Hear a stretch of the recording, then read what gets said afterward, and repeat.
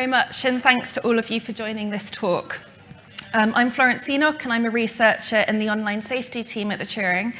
And one strand of our online safety work focuses on understanding public experiences with key issues in online safety, which is really important for designing effective evidence-based solutions to the problem of online harms.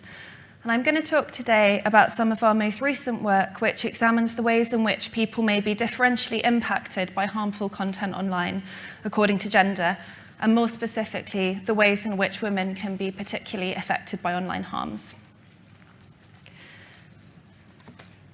So firstly, why are we concerned with understanding people's online experiences, and more specifically here, with understanding the ways in which people are affected differently based on gender?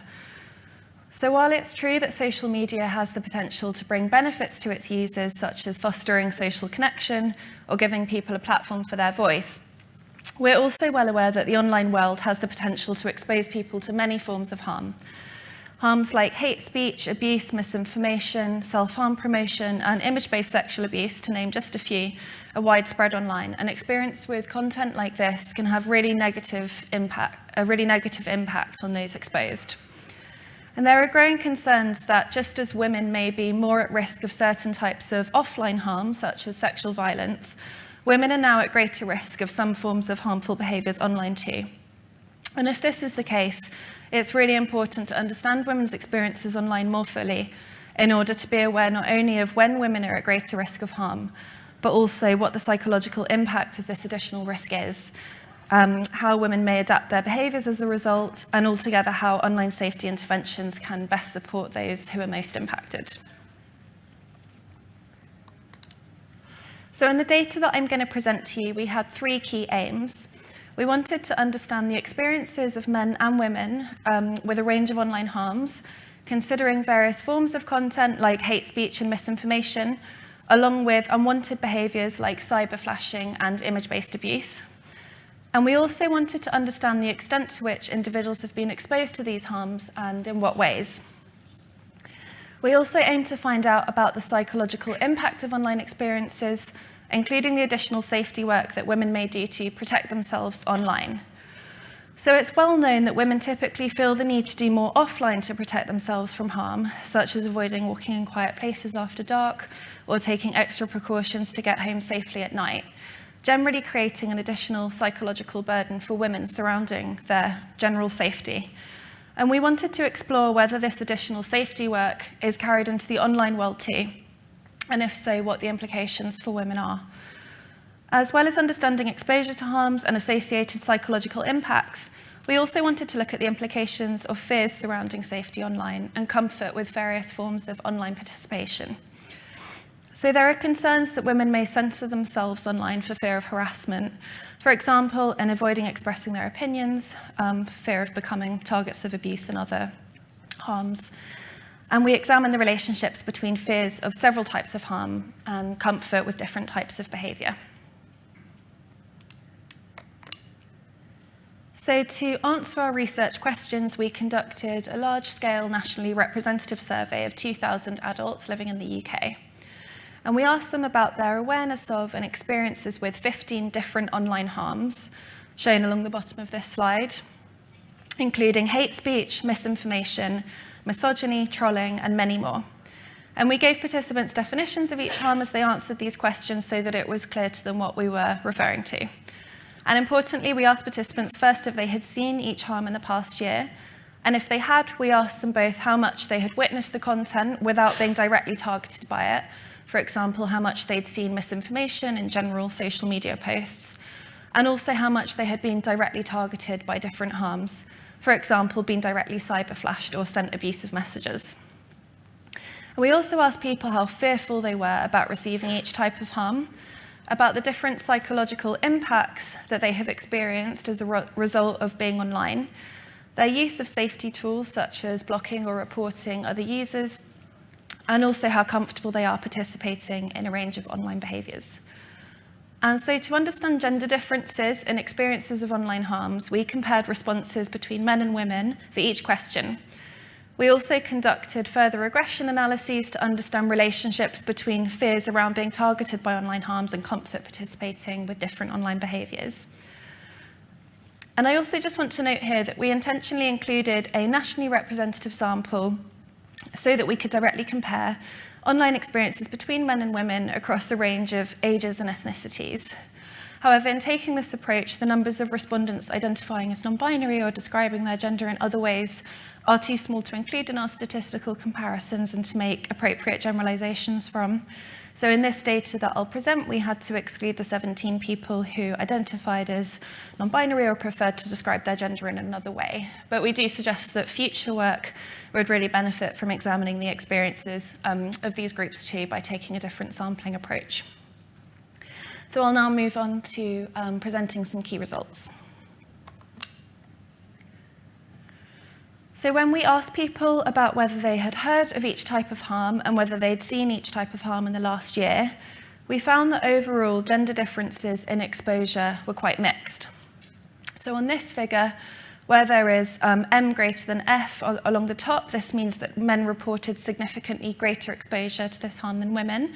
And where there is F greater than M along the top, this means that women reported significantly greater exposure than men. And when there's neither, that just means that there were no significant gender differences.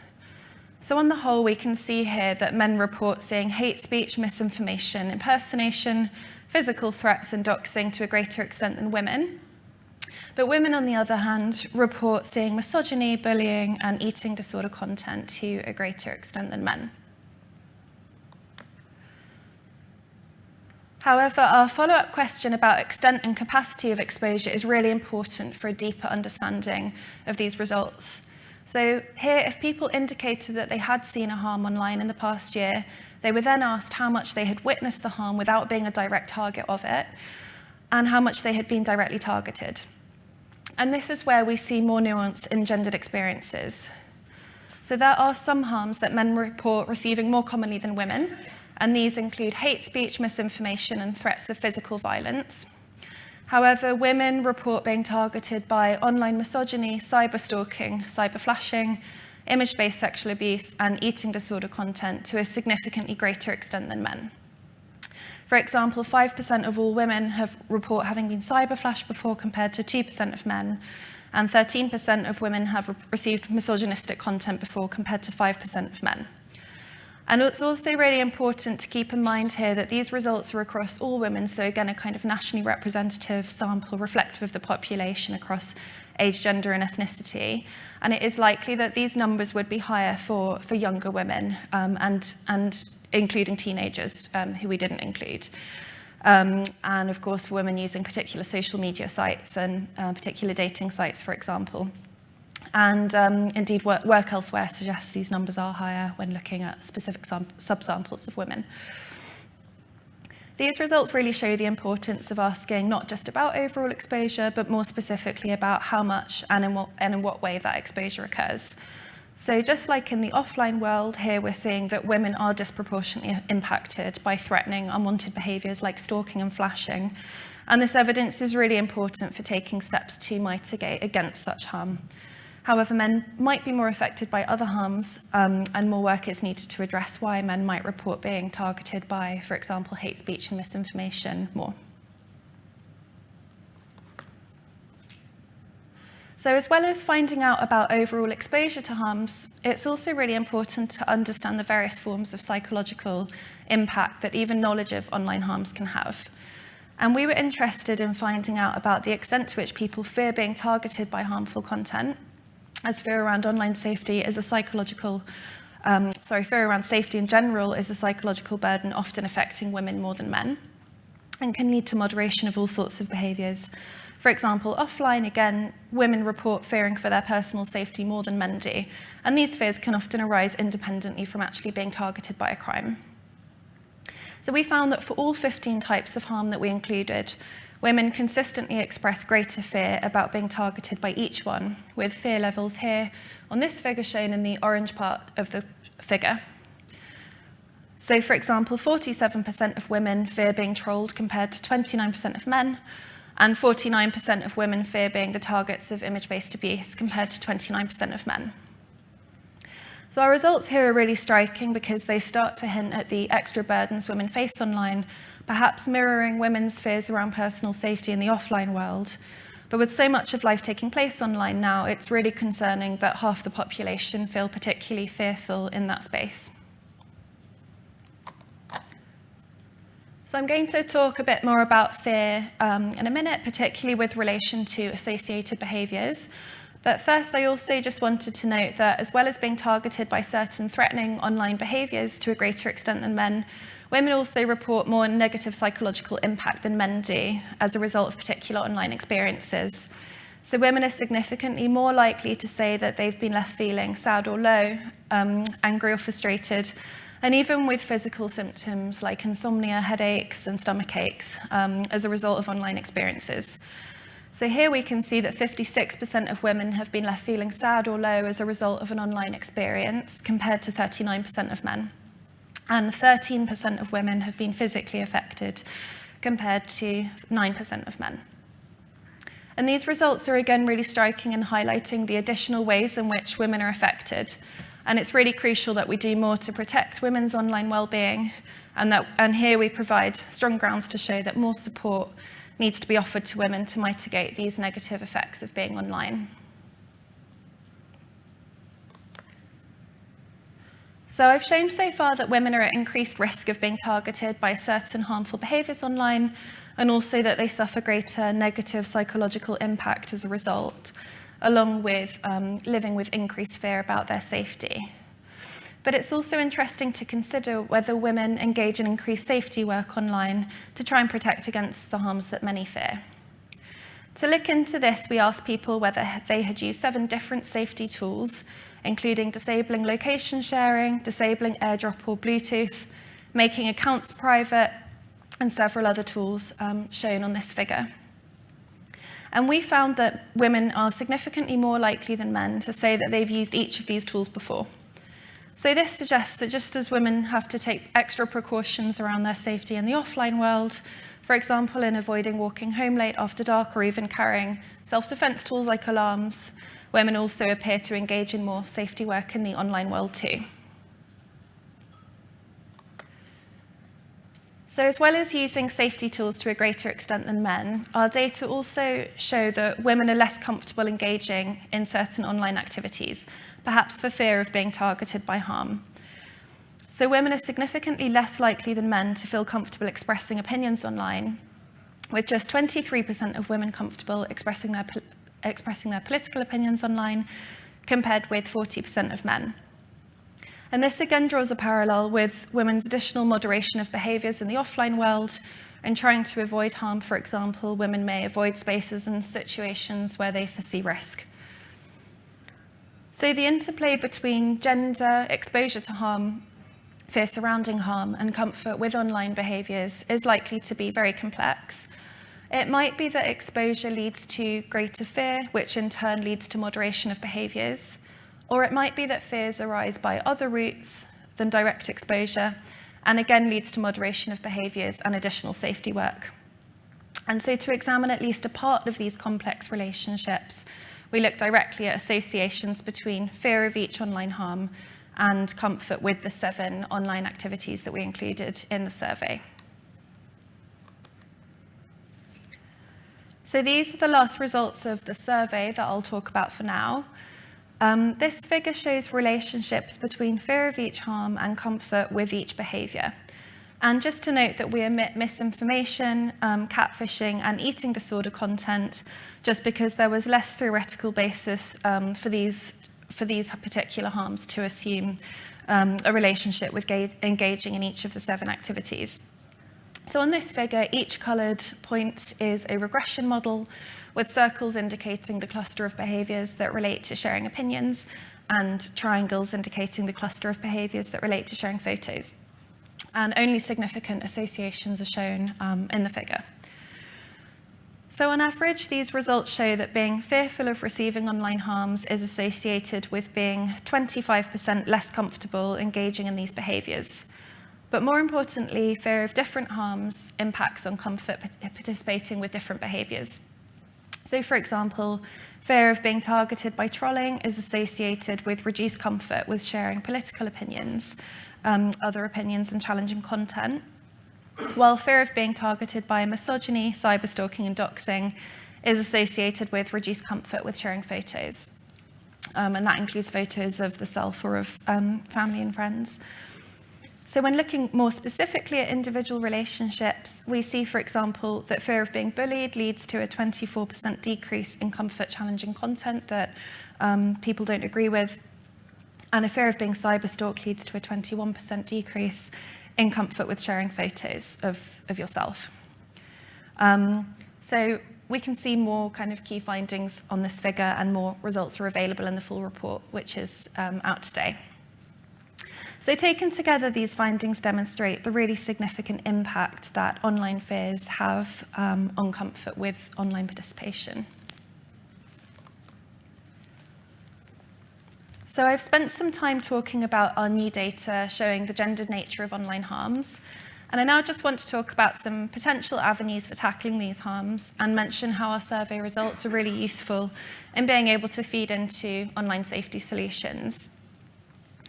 So one promising route for protecting social media users against harmful content online is through platform safety technology.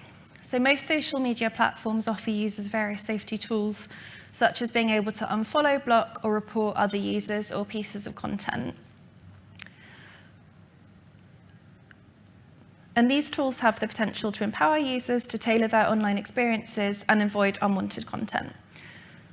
In the results we saw today, we can see that engagement with some of these tools is generally quite high, which is promising.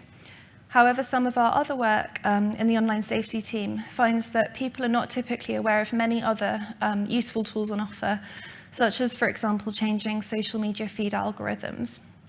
And that even when people do engage with safety tools, satisfaction with outcomes can be really low.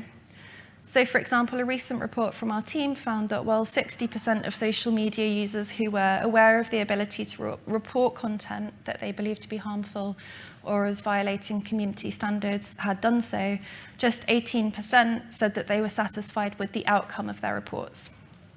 So in order for people to make full use of safety technology online, it's really important for platforms to make these functions salient, accessible, and effective for users. Secondly, once we know about the harms that women and girls are particularly affected by, it's really important for platforms to focus their efforts on developing interventions to mitigate the impacts of those harms. For example, our work finds that women report being victims of image-based sexual abuse, also sometimes known as revenge porn, to a greater extent than men. And work elsewhere finds that the growing problem of deep fake porn abuse targets women far more often than men.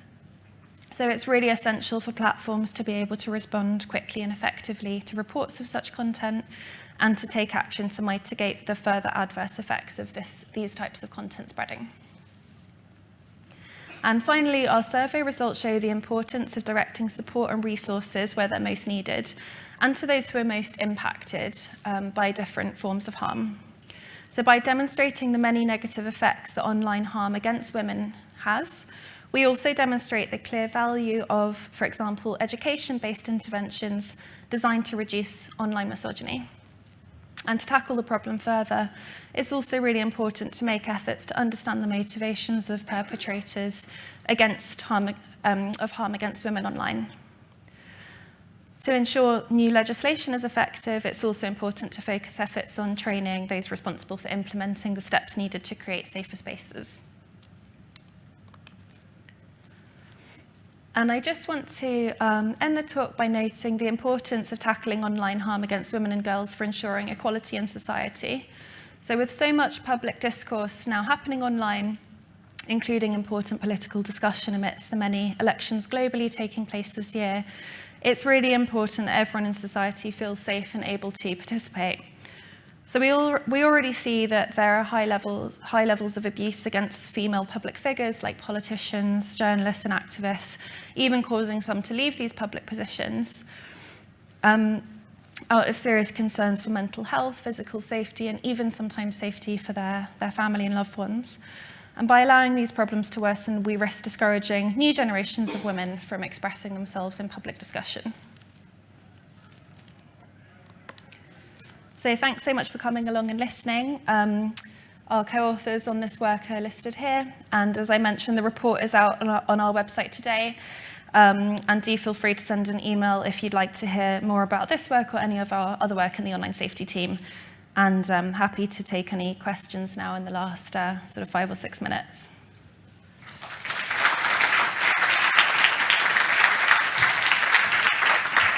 Fantastic. Thank you, Florence. It's hardly worth sitting down, is it, for 5 minutes? I mean, unless you'd like to. I don't mind. I'm okay. Fine. So we've already got a couple of questions in on the Slido, and there's a hand there. So perhaps could we get a microphone to that hand there? And meanwhile, I will ask you the first question, which I think it should be straightforward. Somebody's asked, did you look at the age distributions? The same questions. Yeah, no, that's a really good question. And like I mentioned, I think that it would be really important to actually compare gender differences amongst different age groups as well. In this particular report, we haven't analysed that and we haven't reported on that, but we could do, because we had a really good age range included, so we could do that for some secondary analyses. And also, I guess, just to note that all our data will also be openly available online. So that would be available if anyone was particularly interested in, again, looking at some secondary analyses such as kind of different age groups. But I think that that's really important. At the moment, we're kind of generalising across men and women. And there are also likely to be intersections with other social features as well as age, such as ethnicity. So yeah, there's kind of lots of data that we could look at, but for this particular report, we're just sort of generalising across men and women as a whole. Okay, so maybe in future, but anonymous questioner, the data will be there and you can do it as well. So who's got the microphone there? Somebody's, yes, off you go. Thanks so much. I'm Susie Madigan from Care International, which is a humanitarian aid organisation, and spending a lot of time looking at issues related to women and girls. This is absolutely brilliant, and my question might be unfair because it's going beyond the scope of the UK, but in this year of democracy, with over half the world's population going to the polls in different countries, what do you think are the impacts of online gender, tech-assisted, gender-based violence and so on, not just to women potentially going for positions of office themselves, but also reducing women's voice and expressing political opinions online in different countries outside the UK as well? Thank you. Now, a massive question for you there. Thank you. Yeah, no, that's a good question. I think maybe it comes back to sort of women's fears surrounding being online and women's fears participating in discussion around political issues and other issues. So it's likely that partly these fears do arise from witnessing public figures receiving really high levels of abuse. So in the UK, for example, we see female MPs like Jess Phillips, for example, suffering sort of death threats and rape threats all the time. And it's likely that, there might be that kind of trickle-down effect where this discourages other young women from kind of expressing their voices, but also maybe even discouraging other women from kind of going into those sorts of positions where they'll put themselves at kind of direct risk of being targeted. And I think that sort of applies across a range of public positions, including, activism as well. Sort of, female activists often there are kind of these silencing strategies against them, and again, sort of maybe discouraging other women from entering into those discussions. So I think that's definitely definitely not a problem unique to the UK.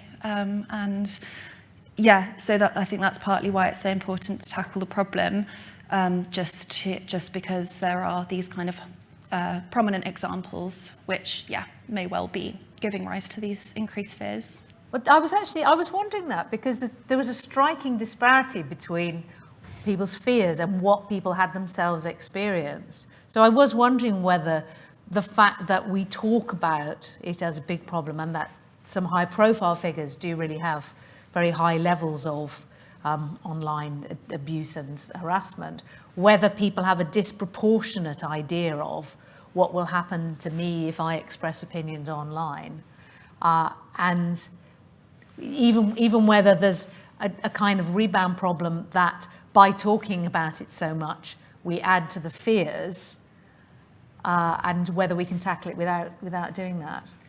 Yeah, exactly. I think there are kind of two almost mechanisms that could be giving rise to these fears. So as you said, in this actual data, the levels of exposure don't quite link up to the fear levels. So women aren't always more exposed, or they aren't always more targeted, but they are always more fearful. And that could be because they have been exposed, and the additional safety work that they're then doing is actually then protecting them from further exposure, from further targeting. So not participating in certain online behaviours is then actually protecting them in the way that's, or using these safety tools. But we did actually ask people about origins of fears as well. And I think for men and women, the number one origin was the media. So they do receive, the media definitely feeds into fears. But I think they also both chose female friends or female people that they know as their experiences of feeding in. So it might not be that you yourself have experienced something, but it might also be friends or, again, high-profile women that the media reports on. So there are definitely, it's definitely complex in terms of how these fears arise. I'm sorry, there are a number of very good questions here, but we have now run out of time. The red clock has gone negative. Thank you again, Florence.